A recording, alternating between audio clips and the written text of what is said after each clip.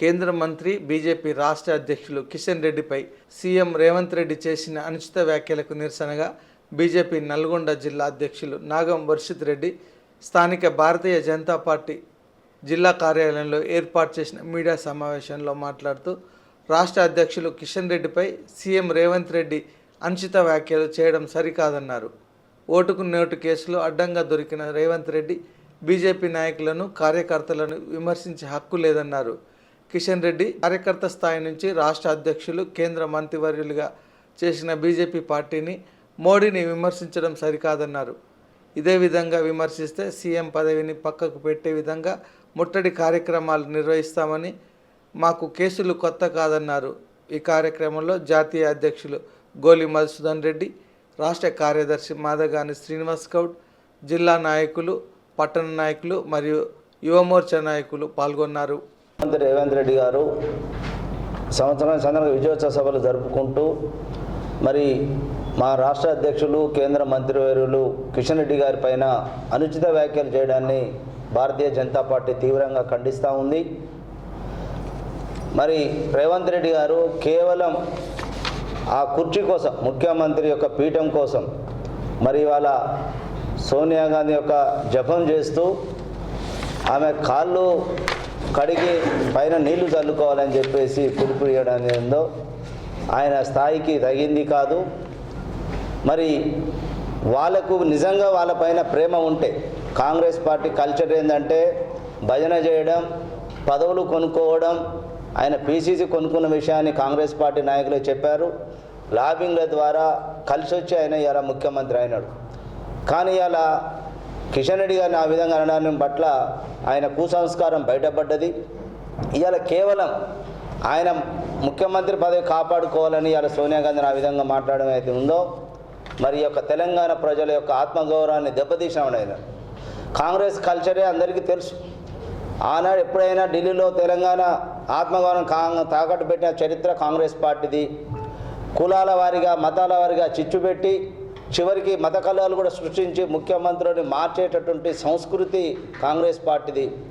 మళ్ళీ అట్లాంటి పరిస్థితులు ఈ రాష్ట్రంలో ఉత్పన్నమవుతున్న తరుణంలో ఆయన పదవి కాపాడుకోవడం కోసమే ఇట్లాంటివి చేస్తుండు.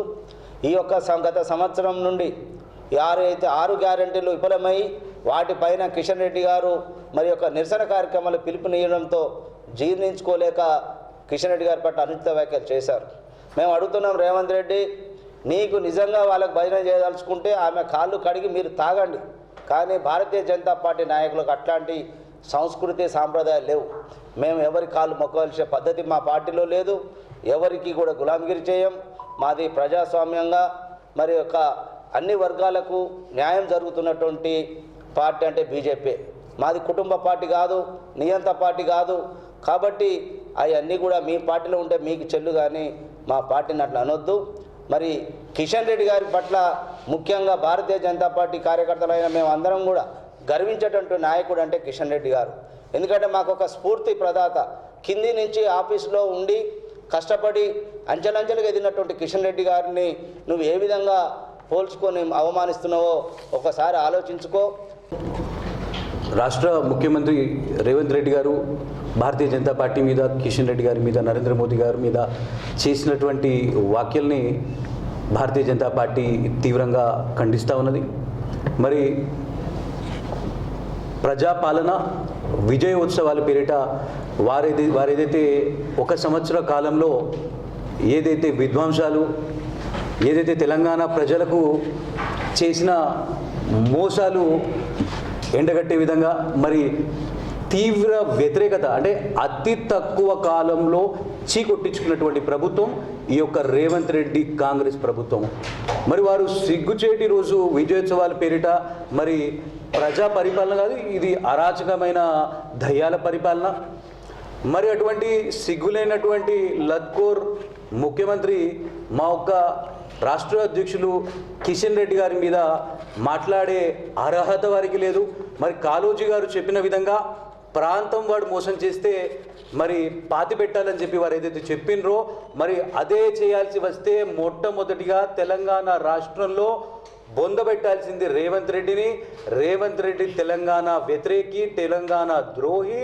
మరి ఏదైతే ఆ రోజు తెలంగాణలో తెలంగాణ సాధన కోసము కిషన్ రెడ్డి గారు పోరుయాత్ర చేసి పార్లమెంటులో బిల్లుని మరి వారు ప్రవేశపెట్టినప్పుడు దాని బిల్లు పాస్ అయ్యే విధంగా ఆ రోజు బీజేపీ కావచ్చు, నరేంద్ర మోదీ గారు ఏ రోజు కూడా తెలంగాణకి వ్యతిరేకంగా మాట్లాడలేదు.